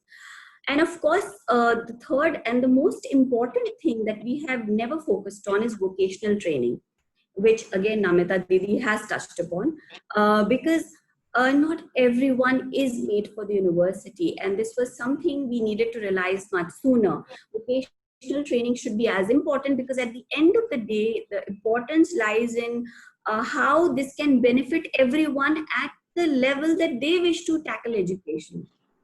And there could be some children, for whatever reasons behind them, but not in a position to take education forward, and maybe a vocational training or somewhere a degree or a diploma will enhance their skills. And then of course your management skills in other areas will take you ahead, and you will find your way through in progressing in other areas of life or a career for yourself in life. Therefore, the benefit to Indian children with regard to just these three factors which I have stated is where I feel we have somewhere created an opportunity, an educational or an equal educational opportunity for everyone. Yes, this entire pattern now from Anganwadi to higher education is a 5 plus 3 plus 3 plus 4. The 4 is about the undergrad requirement, prerequisite, which obviously, going back to what Namita Didi said, is all about the foreign universities paving their way through here. So yes, many other reasons for why we've done this. But at the same time, 12 years of age, till a child touches the age of 12, schooling has been made compulsory. Very important. I think that is also an essential aspect, because after 12, I think a boy or a girl manages to understand himself, his basic criteria and requirements of learning mathematics, spoken skills, etc. have been taken care of to a certain extent, rather than being totally deprived of education and having no background at all from childhood. The formative style of examination which has been introduced, something I wish to speak on from my heart. You have two kinds of children. Generally, if I put everyone into two basic large scale categories, one is the ones who are rote learners, but they don't understand anything in the classroom. And this is out of my personal experience. It's all about marks at the end of the day. So the rote learners rote learn, put things on paper, and they acquire their numbers. The other level, at the other extreme, you have the extremely brilliant ones. The very brilliant ones obviously know how to perform. What happens to those few who are left interim, in the middle, and they do not know how to prove that they're worthy of a performance, yet they need some more time to show where they belong and where they are? Strangely though, they are the ones at times who perform much better in the long run in life, because I think they hire the brains and they hire the rote learners and they get their enterprises going if they can get it to happen. So the formative style of assessment that we have come down to, and we've broken this apart, is has been a remarkable change, because what it is going to do is that examinations are now going to be held for students in grade 3, grade 5, grade 8, and these forms of examination will be in the formative pattern. Grade 10 and 12 as of now still are the board years as far as our system of education works. What are these 3 years analyzing a child for? Analytical abilities, critical thinking, and the concept clarity. Very important. And I'm probably just being repetitive because Didi has highlighted them so beautifully. I'm just re-articulating it all probably. So we're coming down to a very multidisciplinary and a multilingual aspect of it now. And here I'm coming to the main point, vernacular language. I think from the time a child holds the mother's hand and learns to speak, I think the language of love is that mother tongue. So if we try and understand, we are people from a diversified country, we come from rural cultures, we are part of urbanized sectors, and education is important in every household. At the end of the day, every parent has probably said this to their child, that beta tumhe kuch banna hai. So how do you get that across? How does the child make himself competent enough? And I think primary level has to, under all circumstances, focus on medium of education being the baatcheet. What do you need out of a child in the Anganwadi setup? What do you expect out of a kindergartner? I'm sure the same scientific fact can be explained to the child by saying, आपने अगर पानी इस cup से इसमें डाला तो इसका level कितना हुआ? आप अगर ये लकड़ी का टुकड़ा इस पे रखेंगे तो कितना वजन बनेगा? So you can put that and articulate that in a better way when you are putting the ideas across or teaching the concepts to children at the primary level. The vernacular mode or the form of education is far more strong. It's stronger. And if we notice that the native form of language at the end of the day, Rashmi, may I request you to just sum up in 1 minute because I have to call others also, please. I'm sorry. I'm done in a second. So basically, it's the quality of education that we have to finally center ourselves on. Vernacular being the medium. Mother tongue helps us develop our critical thinking at that stage. It helps you develop your literacy skills. It helps you enjoy school more. That's what we need to make children. We love schooling at that point of time. And then finally, the quality of education must just focus on just few aspects, and that is to equip a learner to become economically productive at the end of the day as he grows up, to be able to develop his sustainable livelihood, which is also very important in this country, and to enhance his own well-being. Nobody has to grow into a Shakespeare at the end of the day. But yes, we need to understand at one point of time, finally, we need to have the intervention of English, because we are a country which has adopted this. So vernacular language till the primary level is acceptable. However, we have to prepare a child for a future that this country is all about. We do believe interviews are conducted in English. We do believe a lot of things have to be done in the spoken language that is acceptable as an international medium of communication. We are not Russia, China, or Vietnam. So it is not possible to bracket ourselves as a country that can just take this vernacular language forward to the largest extent. But yes, we need to space it out and make sure that the child becomes stronger and more able in being able to give himself the potential to stand in his good stead. Thank you. Thank you. Thank you so much, Rashmi. Thank you for that. I'm now calling Kirti Buaji to comment about 2 specific issues, and I would request you to take 4 or 5 minutes only. The first issue is that what are your views on graded autonomy, giving a college graded autonomy? What are the consequences for the quality of higher education? That's one issue I'd like you to comment about. given that you've had such wide experience in higher education. The second issue which I would like to flag for you is that it is recommended that education in colleges should be given through a multidisciplinary campus mode. That is, that every college should be multidisciplinary. So what are the advantages which accrue to a student who has to, go through education in a multidisciplinary context? If you could highlight some of those. Jai Hind College having been one case in point, please take 5 minutes and comment on these two specific issues. Kirti Buaji, please unmute, come forward and talk to us about this. Have we lost her? Is she not on board? Not here, I think. She's not on board. Okay. So then we'll, Ruhi, can I request you to ask your mom to join, please? And in the meantime, then I'll call Veena Buaji. Veena Buaji, you're on board here. So this new constitution of the Higher Education Commission of India, what are your views on it? Replacing UGC, replacing AICT and other bodies with a Higher Education Council, a commission, and having more centralized control of education. If you can comment about that. And you've been an economics teacher.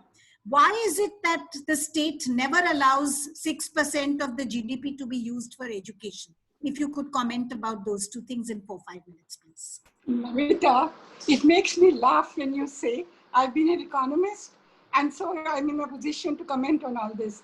I think my position is stronger as an educationist than as an economist to comment upon this. I mean, my first comment when Ranu mentioned the topic was, I'm glad you're giving the priority that it deserves. So that speaks for itself, that it deserves the funding that is being asked for. However, let's not be imaginary. The reality is that we are not getting the funding. Now, second question that you're posing is the structure. Am I right? I have to answer the centralization versus the decentralization. Yes. That debate. How do you look at that debate? Yes. Yeah. First thing, as I had mentioned to you, is I'm 20 years, hence from the time I quitted. However, I've been in touch with it. That is my passion. So from that angle, yes, I'm speaking. Okay. And I'm partly aware. And the past experience, I think, is grounded enough in reality to make me capable of answering a little bit of my opinion. I agree partly with you. I don't agree partly with you. I'm not going to comment on the viability, or rather the acceptability of the norms of the new economic policy, because you've done that comment and maybe in the discussion it will come. However, taking the goals of the policy as such, as given, there are certain highlights which strike, and presuming that they will stick with it, and seeing the government that it will stick with it, because once it says something, it holds on to it. So the striking features are the graded autonomy, the multidisciplinary, the multilingual, and a word that you sort of didn't emphasize is sustainable education, which I take it to be very, very important as departing from the past policies probably. And in practical application, this has really been neglected very badly. Having worked in vocational education college, I know that this has not been given the priority that it deserves. So taking these as the highlights of the education policy, again, I'll repeat, graded autonomy, multidiscipline, sustainable education, multilingual. These are the key elements of the new economic policy that strike me. And in the light of that centralization that we are seeing in the umbrella of the Higher Education Commission with its 4 pillars, which control almost all aspects of education, all aspects, whether that is justified or is going to achieve its goal or becoming over-controlling. The words that made me really, sit up are, it is written, it is light and tight control. Light and tight. These words are so vague. Light and yet tight. What do they mean? I don't understand. So the point is, what sort of control are we envisaging from these vertical pillars under that umbrella, which is the Higher Education Commission? Now, we know that one aspect is funding, the other is accreditation, the third is the courses and the curriculum and all those aspects of education. Now, since there are so many changes which have been thought of in the higher education field, I wonder, taking the present situation as it is, the spread of institutions, the fact that it is under the current list as such and all that, what is going to be the implication of decentralization? On the one hand, because of the condition that the institutions are, I'm 100% sure they're not capable independently of achieving anything really purposeful. I'm not talking of the institutions where our people are coming from. They are well established, well known and all that. However, ground reality is not the same. DU being the topmost university is also suffering so badly as far as some colleges are concerned and all that. And we know very well how degrees are being taken with the system of education. So the goals are stupendous and they are laudable in a certain extent, to a certain extent. But the lack of funds and the multiplicity of the institutions with the variety of capabilities in them, with the attitudes of the teaching staff and the governing staff, with the politicization of the setup of organizations, etc. I wonder if without a centralized direction, these goals can be achieved. To that extent, I feel a centralized guidance and God knows what light and tight means. Because on the one hand, we want to give freedom and autonomy, graded autonomy so-called and so on. But on the other hand, you are wanting to control it. So the two seem to be at dichotomy with each other. And it is a very thin line on which you're working as far as centralization of controls. And controls always mean corruption. So on the one hand, the controls are to prevent corruption. On the other hand, you are giving more leeway to corruption because you're going to control it totally from the center probably. So this is a very wide topic where I would say a policy is as good as it can be implemented. The goals may be very good, but the achievements may not be, as we have seen, because implementation is not proper. And very, very key factors in that is funds. So you mentioned the foreign universities and the private educational system or whatever at the school level. I don't think there is any possibility of replacing them with the given funding that is possible. Not only the will to give it, but the capacity to give it. Both are lacking. And so we need to be supported. We cannot wait. And as far as the multidisciplinary thing is concerned, I do have differences of views with you, because I think internationally, as well as for the development of the individual at level, and overall flexibility to a certain extent is required to choose the right directions, etc. And from that angle, multidisciplinary education up to a certain level may be advantageous and is being accepted. But as I said, the centralized control has its dangers, as we've seen in Smriti Irani. Sitting at home, when I came to know that 4 years had been introduced, 2 years later, 3 years had been introduced, and another year later, a 4th year had been introduced again, I was shocked. I said, what are they making of it? A joke? I mean, teachers can't be teaching few systems at the same time, which they have been teaching. So, I mean, it's all a mess. And how they are going to implement it is the key factor, which is, I'm not capable of answering that question, so I'll stop here. Okay, thank you. I think that was terrific, Veena Buaji. It was a really well thought out, you know, with all your perspective and your experience. I think you gave us some wonderful inputs. Thank you. Kiti Buaji, I had flagged the question to you, but you popped off and you popped in again. So I'm going to flag it again. You know, having been the principal of a multidisciplinary college, what are the benefits which accrue to students who go through education in a multidisciplinary setup? I'd like you to talk about that for 2-3 minutes. And I'd also like you to tell us that if graded autonomy is given to the 500 colleges as is proposed, will it somewhere do something to the quality of education? Veena Buaji spoken a bit about it, but I'd like you to please speak for 2 to 3 minutes on both these issues. Please unmute and speak. Thank you so much. And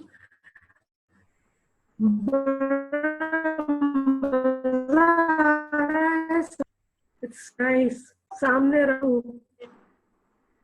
So it's and I would love to speak on these two issues because Jai Hind College was a multidisciplinary college,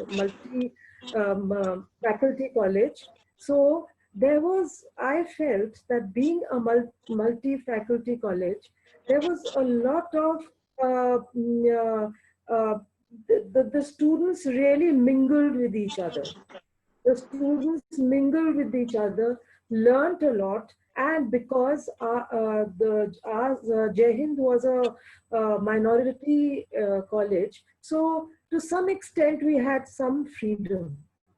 And because of it being multi-faculty, we got some of the best students admitted because they were really interested in that particular subject.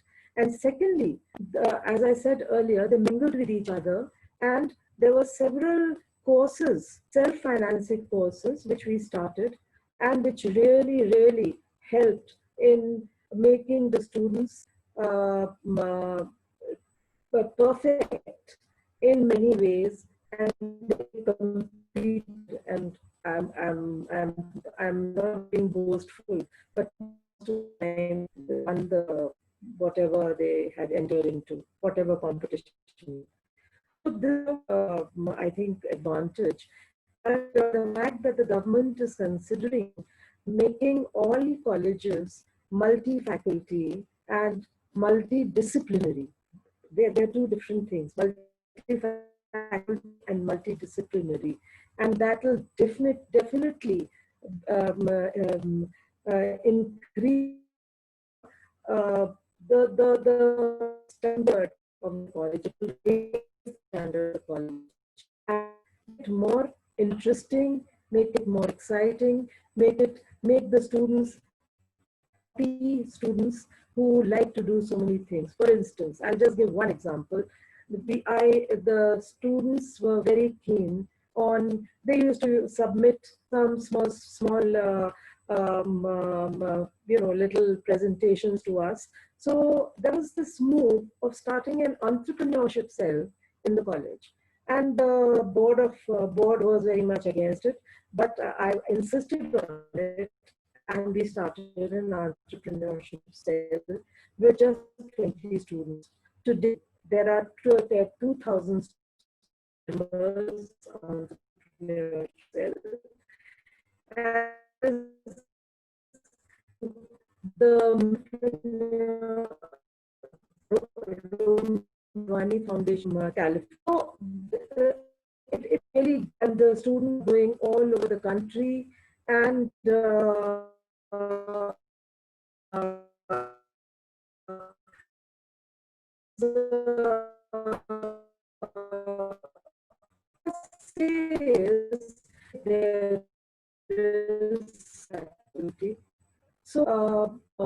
this is one of the advantages. Secondly, if I talk about, can't you hear me? Can't I be heard?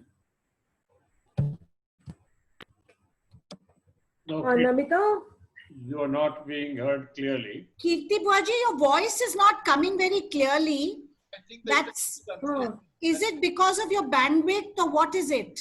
Yeah. Because, it's coming in a very sing-song fashion. Yeah. Okay. Now can you hear me? Yeah, it's a bit better. Quickly say your points. Yeah. No. Now I don't think I'll speak anymore.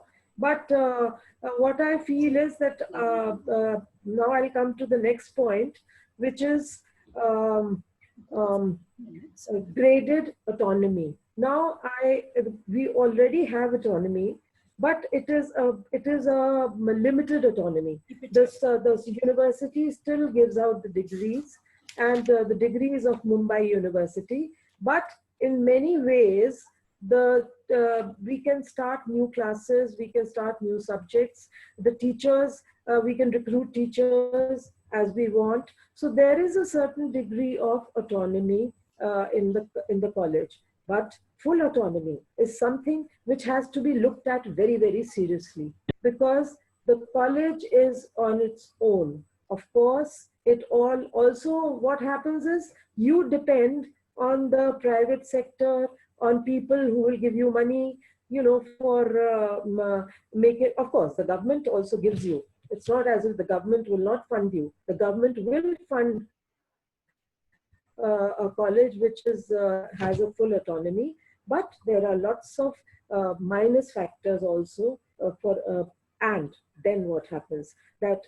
graded autonomy means that the colleges which already have grades, good grades, they are the ones who rise even more. While the colleges who have lesser grades will anyway not make it to autonomy. So this is something which has to be really thought about, and the government has to look into it. So I feel that graded autonomy is not a very good idea. With grades, there should be other factors also which should be considered if full autonomy is being granted to the college. So this, and of course, there's a lot to say, but I won't go further. I've done a great study of this whole new education policy, and I think I'm very optimistic. There are many things which will work and many which may not, but I'm very optimistic that there will be certain progress on account of this policy being implemented. I hope I've been heard after this. Yes, thank you. Thank you very much for that. So, Ranuja, it's 5:45. Maybe take 2 or 3 questions. Can I request Suvira to flag some questions from the chat box so that we can quickly take the questions? Yes, Ranu Chacha, can we take another 15 minutes? There's no issue with that. You can take the next 2 hours if you like, Namita. Yeah, Suvira, can you flag some of the questions, please? Namaste, everyone. I think you will all agree with my term when I said that our opening batswomen or batswomen were brilliant. So a clap for them. And there are a lot of questions. There are some comments. Let me just quickly go through the comments. Shantanu Bhaiya has talked about the policy also including a home language. We have a very interesting comment from Stuti. Lovely to see you, Stuti, after so many years. How are you? She writes, the social sector and private, in brackets, philanthropic sector today is so focused on improvement and development of the rural and semi-rural government schools, promoting girl education, improving quality in instructions, etc.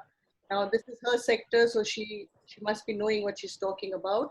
She says, but with this NEP, this new education policy, in a few years down the line, will the above be practiced with higher education institutions run by the government? So these are her comments. I would run who said that he had questions to ask of you, Namita. So over to you, Ranu. Yeah, Namita, there are 2 comments I want to make from my own personal experience as an employer. About 11, 12 years ago, I hired Hewitt, the world's very large HR company, to check the employability of graduates in the state of Gujarat. And they did a very, very detailed survey. And they came up with the conclusion that only 15% of the graduates of Gujarat were employable. This was a huge surprise to me. It was a very stark number. And then we asked them a question, what would it take to make the rest of the 85% employable? And the answer was, if all that it requires is a 6-week additional course, which if given, 60% of the graduates will become employable. This was the opinion of Hewitt. So this is the first statement. I do not know if you want to comment on that. The second statement that I want to make is that, and as in a light-hearted way, I told you, in my opinion, university degrees should have a use-by date. I think they become irrelevant after 3 or 4 years. I think we stay in the trench that we learn, and we stay in it, and we are not flexible enough to jump out of the trench and look into the next trench. I think this is very critical because you do not learn other things. An architect will always remain an architect. A civil engineer will always remain a civil engineer. And this fusion of technologies that is needed in the current world, this has to feature in some sort of training at the early stages to build in this flexibility. These were my 2 comments. I'll very quickly answer both your questions or, comment on your observations. Sorry to interrupt, but could we see you please? Put on your video. Namita. Bandwidth is running out actually, Suvina. That's why I'm doing it without the video. Please excuse me for that. So Ranu Chacha, what I'm trying to say to you is, I don't think degrees become redundant. They become the enablers to get you your first job. And then there's on-the-job learning, there's in-service education, there's further skilling, which takes you along. And that's the pattern which is followed in every sector. And that's the premise we operate on. So there is an inbuilt mechanism for in-service learning and in-service education. The second thing which you're talking about is that if graduates are not employable, these are serious issues about the curriculum and the redundancy or the suitability of a curriculum. So the curriculum is the first important thing which is always looked at when you reimagine an education system. So the curriculum of higher education, which is now learning outcomes based and will always have a learning outcome at the end of it, is what is being practiced. So I think a lot of the problem will get solved with that. That's something which we are currently trying. Thank you. Namita, I'd like to comment on that a little bit, please. Can yes. I? What of you're course, talking about. The learning outcome is so dependent upon the teaching, right? And also the syllabi, etc., which required, again, as Ranu put it, they need to be flexible, you see, because the times are changing very fast. So the attitude has to be of dynamic development in thought with the changing times to make the student suitable for what is in store for him, not now, 4 years hence. So it is a planning which is to be there much ahead and not just what is existing. And that requires a lot of vision and a lot of perspective. I doubt if teachers have that and colleges have that independently at all. And multilingual will at least give the capacity, as he said, to switch from one discipline to another or from one job, or as they say, the biochemistry, biotechnology or whatever, the new developments that are taking place in health and various other sectors, which require multidisciplinary.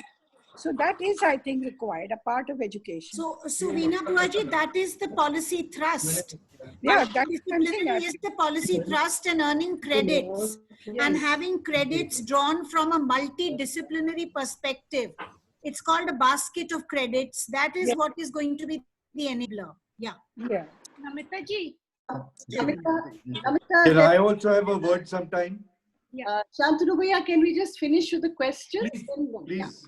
Namita, there are 4 questions from Vishu Chacha. I'm going to read them to you in sets of 2 because the first 2 are related.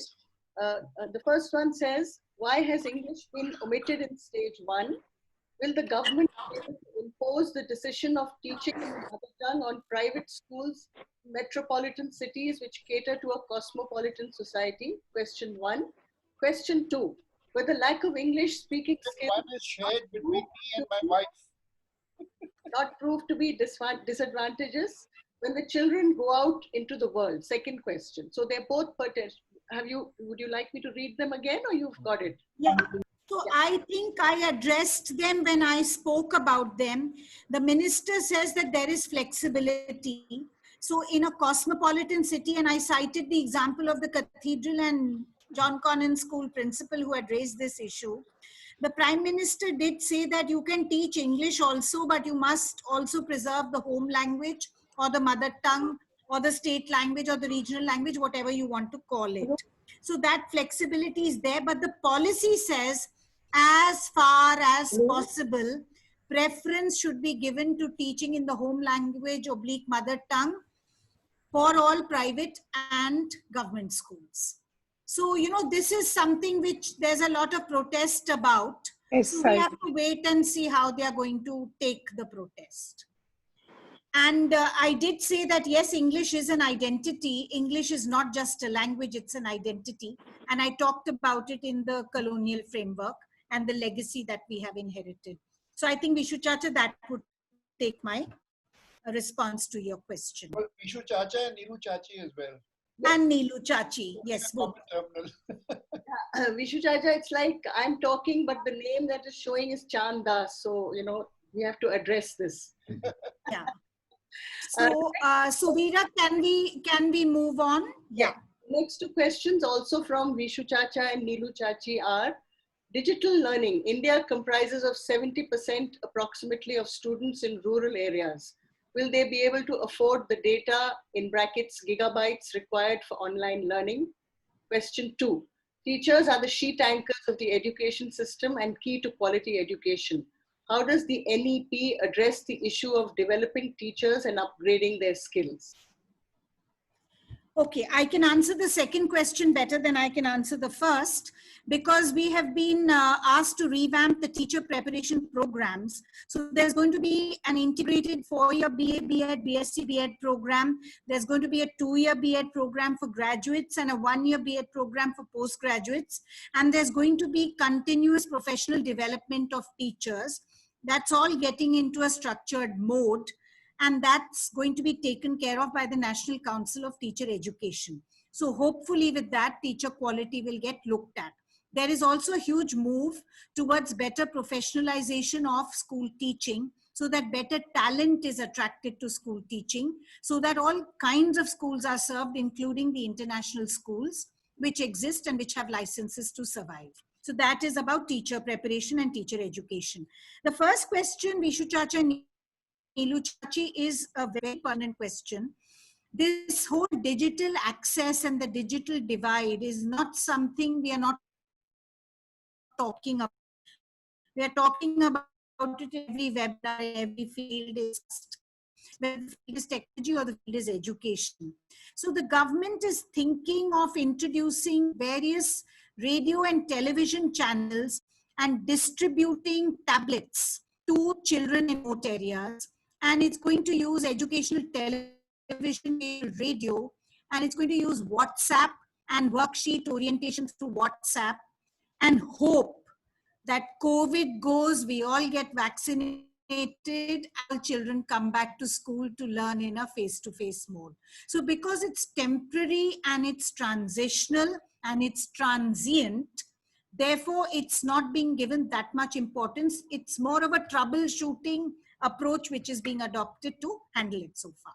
Yeah. Before I ask Vaishali to ask her question, there's a very interesting comment from Bantu.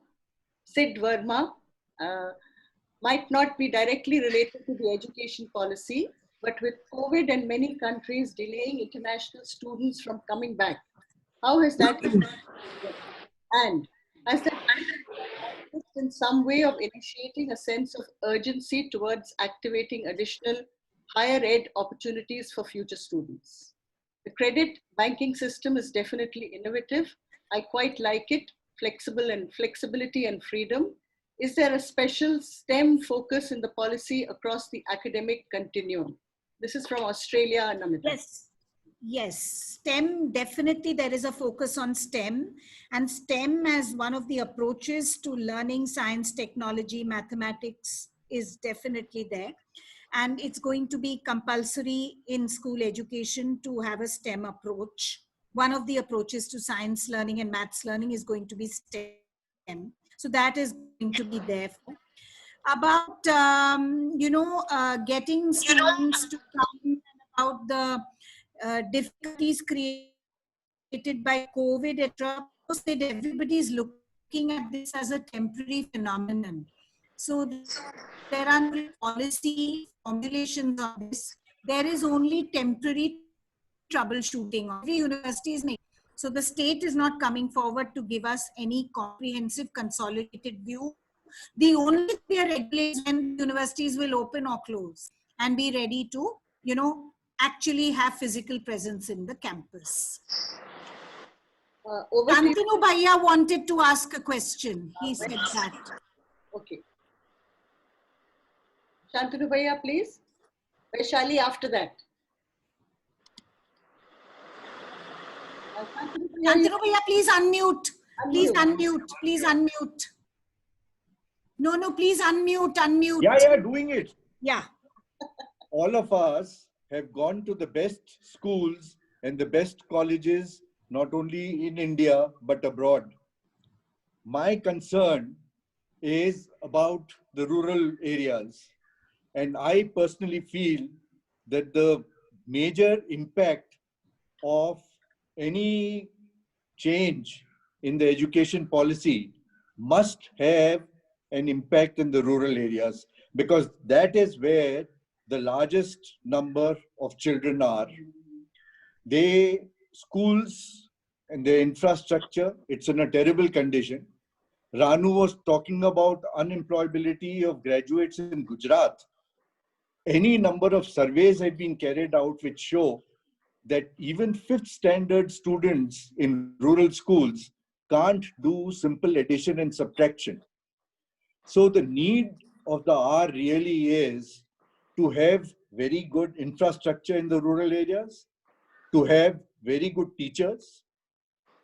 And one thing which, Namita, I don't think I was looking for it in the new education policy, but I couldn't find any reference to it. We have to train the parents also. Parents in the rural areas have to play a very, very important role. No amount of policing by bureaucrats or by lower level education officers can keep the schools under check. But the parents can. What is the infrastructure of the school like? Is the teacher coming? Is he teaching regularly? And in addition to all this, we have to rely on new technology, on teaching through computers, through television. The best teachers in the states can be identified to prepare capsules which are transmitted, and the teachers need to be trained only in translating these lessons for the students. This is something which is already being done in Karnataka and some other states. But I think ultimately in the next 10-15 years, if we can bring about a change in our rural education system, primary and secondary, it will make a major difference to the development of the country. Thank you. Yeah. So Shantanu Bhaiya, I couldn't agree with you more, but what I couldn't mention because of paucity of time was that they are setting up special educational zones. Earlier, they used to have educationally backward blocks identified where kinds of inputs were being given at ashram schools and residential school girls, etc. So they're up.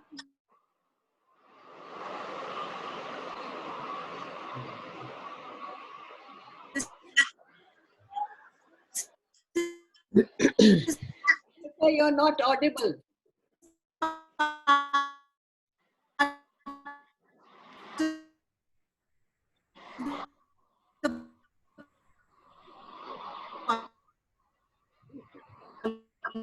Namita, you're not zones. Yeah. You're not audible. You'll have to come closer to your laptop and speak. Okay.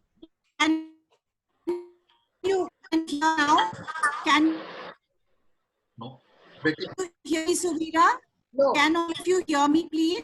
You can't hear me. So I've Now lost the we bandwidth. can. Now we can, Namita Didi. Now you're better. You Just can, stay you where can. you are. So yeah, so I'll stay where I am. So you know what is happening is that there are special educational which are going to be set up, which used to be earlier called the educationally backward blocks. And those special educational zones are going to work with local contextual conditions and plan the educational interventions. And the school management committee of every school is going to have parent representation, not for tokenism, but for actual democratic participation. This is what is being envisaged. Whether it will work or not, we don't know. Yeah. Over to you, Vaishali. Yeah, okay. Thanks, Suvira Bhabi, and a very thorough and brilliant presentation. As expected, Namita Didi, thank you. And thank you, Ranu Mama, for organizing this session. It's really very good. I had a few questions. One is around inclusivity, Namita Didi. Has this special ed for the differently abled been adequately considered in this NEP? This is an area where we see in other parts of the world there are a lot of opportunities for children who are differently able, but in India we've not seen it.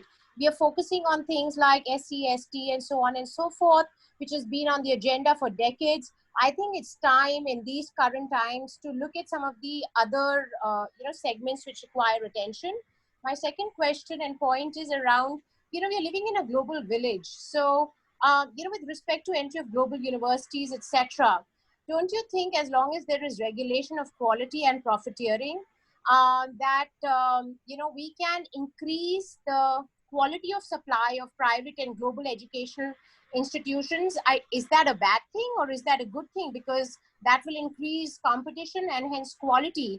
Because, part of what you presented reminded me of the debate we would have in the 90s that should we let MNCs enter and what impact will it have on our sort of inbuilt companies, etc. So, I guess your perspective on that would be good because, we really look up to the IITs. But when you look at the infra which these institutions have compared to their counterparts in the rest of the world, it's not great. We have amazing students, but the infra is nothing for us to be proud of. And last point, I know we're running out of time, but just one last point, that we talk so much about STEM. I'm a great advocate of STEM myself. But do you think we're doing some disservice to children who may not feel they're adequately, good in these areas? And so therefore, we are crushing their confidence with respect to how they experience education. Because, we speak with so much of reverence with STEM-related subjects, but when we look at the other sort of arts and the other sort of social sciences, there's a little bit of foo-fooing around it. So, that's important. Do you think it's important as an educationist? Should we be kind of more fair towards the different streams of education we have? Okay. That's all. Thank you. So very interesting questions, and I'll give very quick responses. So Vaishali, we have a Persons with Disability Act which has been passed, and 21 disabilities are part of that act, and all schools and all colleges are to, by a Supreme Court order and by Act of Parliament, admit such persons. So schools have become inclusive spaces, so have colleges. But within the persons with disability, we have a 4% quota for them. Within persons with disability, it's the visually challenged and the orthopedically challenged who dominate the disability sector. So they have their own set of problems. So that is one thing which I wanted to flag. And so we are not only focusing on the socially marginalized, we're also looking at the disabled. The second question which you've raised is that the discourse of the 90s used to somewhere resist the entry of the private sector and the multinational sector, etc. But you're saying if we have good private institutions, we already have some good private universities. But the debate is that if education, welfare and education is a public good, which they declare it is. So should you be then privatizing it to such an extent that the private sector sets up a power hegemony? It's a debatable point. I'm not going to, I think I'll have a private discussion with you on this, because this is also determined partly by our ideological positions and our leanings. But the state has declared that education is a public good and education is for welfare. So when you look at that kind of a focus, you have to take your cues from that issue. The STEM approach, because it's contemporary and new and it's just been introduced in our schools, it is there, but it's not the only approach to science teaching and learning and education. It's not that the liberal arts are not being taught. It's not that the performing and fine arts are not being taught. All of them are being taught. So it's a more holistic perspective, but STEM has its own contributions. And until we try it and test it and take it on, we won't know what the repercussions, consequences, and results are. I think Ranu Chacha is saying, let's call it a day now. Ranu Chacha, I'll just take just 1 minute because there's an interesting comment from Ruhi, and it's difficult for everybody to read chat. It says, Ranu Mama, just to add to what everybody has said in response to your question, I wanted to add that 1, management schools have started getting professors of practice, in brackets, industry experts as faculty. This has helped improve the practical aspect of learning in a management classroom. 2, several companies run year-round programs at management schools to create traction with the students as future employees. This helps increase their interface with industry, which improves their employability as well. I think the more we can do things like this, the better will be the student training and employability. So thank you, and I hand you back to Ranu Chacha. Hi family, this was hugely enjoyable. I hope all of you were as engaged as I was. And I thank you Namita so much for an excellent session today. And all the other speakers that you invited were very knowledgeable. Rashmi, Kirti, Veena, Gigi, they were all spectacular. I just want to make a very short announcement that next session will be on living with COVID. This will be led by GV and a couple of others who we are yet to identify. I have begun to identify them. And this will be held on the 6th of September. And then 2 weeks later on the Sunday, whatever Sunday that is, I think is the 20th of September, we are having the Kudwar story. Wow. Right? And this will be led by Dakshita. I haven't spoken to her. I hope she doesn't refuse me. But this will be led by Dakshita. All right. So basically, this is the announcement. I really enjoyed myself, and I hope all of you did. And please pass your comments on the family chat, so that those who are not here understand that they missed something special. Thank you so much. Thank you. Everybody. Thank you everybody for being here. And thank you. Make very nice, lively, and enriching our perspective building process. Thank you. Ranu and Namita. Thank you, everybody. Thank you. Bye. Arey wah, Arjun. But I'll leave you with a thought. Ranu, may I? Yeah, he's disappointed. Go ahead. Chacha, go ahead. Is education all about ability and livelihood and not about living and life and making good citizens out of क्या कह रहे हो? सुनाई नहीं दे रहा है. Is education only about employability and livelihood and not about life and in making good human beings and good citizens? Yes. It does. It does talk about good citizens and good human beings. It does. We show the new education policy does talk about, talks a lot about value education. A lot about value education. I hope they also walk the talk. No, they do. She's not read anything. Okay, wonderful. Thank you very much. Ranu, wonderful. Bye. Bye-bye. Bye-bye. Bye-bye.